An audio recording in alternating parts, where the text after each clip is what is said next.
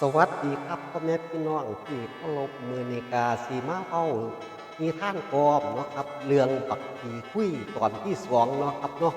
ซึ่งเกี่ยวแก่ครับพิม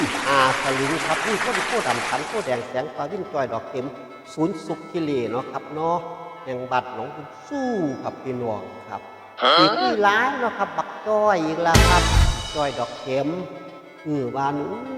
ผู้สาวบ้านหนองบุญสู้ผู้ได้มัดคนแล้ว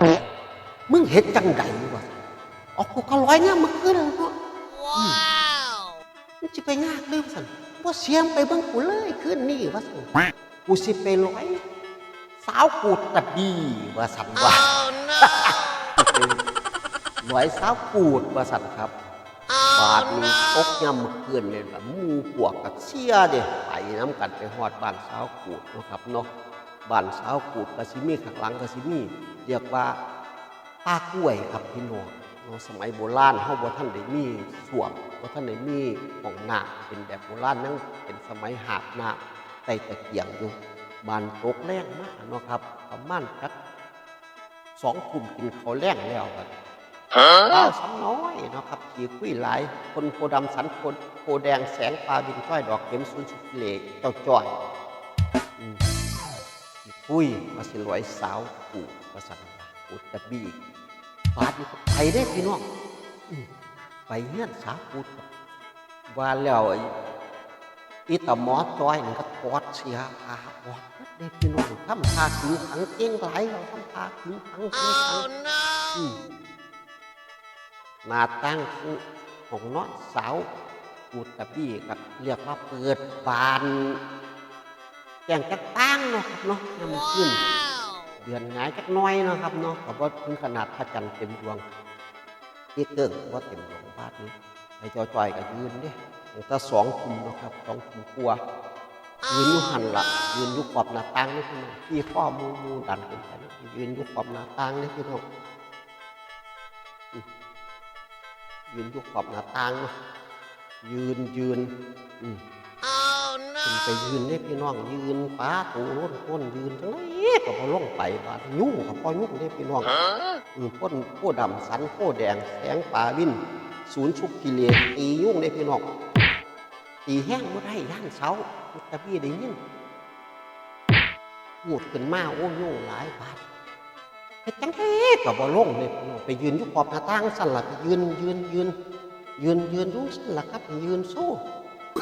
ของน้องอายุสักนั่นเนาะครับเนาะกระโดดลงไปกับพ่อพอดีขันลงมาทั้งที่กระสิแมนโดดลงมาห่างล่างเนาะครับน้องมูกับทาอยู่เฮี้ยนกับพ่อสูงพี่น้อง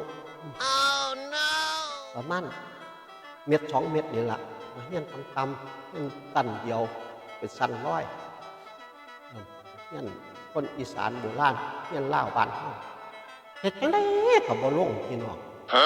มูกับสูงที่บัดย่ำได้มุสิลงบัดก็เลยไปได้การป่วยพี่น้องป้าโตร้อนจอนอยู่หันไหลได้การป่วยพระเจ้าเลาะในกองออกเหลือตะปลายวี่เลยพี่น้องเห็ดปลายวี่นี่แหละก็เลยกาตั้งใจว่าสิสุใส่หำของจ้อยนะบักจ้อยผู้ไหลมันกระโดดลงไปหาสาวกุดตะบี้ก็ยืนจังกายอยู่นะพี่น้องมาว่าแล้วสันโพดแดงได้การกล้วยเนาะก็เลยชั่วไปควายได้ไปย้อถือโคตรด้วยพี่น้องไปถือพ่วงสวรรค์ไปถือหำบ้าไฟหนูครับเนาะอันกระโดดทั้งพี่กับสิแม่ลงตาล่างกระโดดไปทั้งคุณกับสิแม่อันสาวอุตบีอยู่ทั้งนั้นนะครับชัวหามปุ๊บแล้วกระโดดขึ้นมาทั้งเสือพี่น้องแล่นบันมูก็ตื่นเล่นไปยังเลยบอกโอ้ยบอลแมนเตะไก่แก่ลูกพี่น้องไปยังไปเศร้าพี่น้องมึงพากูเล่นเฮ็ดงั้งว่าสันบักสันโคแดงบักโคตรคือกันคนโคดำสันโคแดงแสงป่าวินศูนย์สุขกิเลสมึงพามุดแลนมาเฮ็ดนางวะว้ายบ่แลนตั้งใจบักมึง ชั่วผู้ที่ของรักษาพกแข็งคือสิตายนี่เลี่ยหำกุนหวดหวด no, no, no, no. เข้าใจไหมมีเรื่องการเรื่องรักษาบ้านของของพ่อสาวกิดกระดี่นะครับเนาะนี่ที่แท้กับมันขั้นช่วยนะครับไปขีดข้วงสันตะวันไปขีดไอ้หำเลี่ยหำกุนหวดหวดภาษาปล่อยจะมีมันขี้ลูกครับลูกโอ้ยข้างโกงเรื่องแบบนี่กระตุกเรื่องไก่เรื่องคนนี้นะอาจจะมีสิ่งใดประการใดที่บ่สู้ภาคเลยพี่น้อง10 นิ้วกุมๆกองๆของ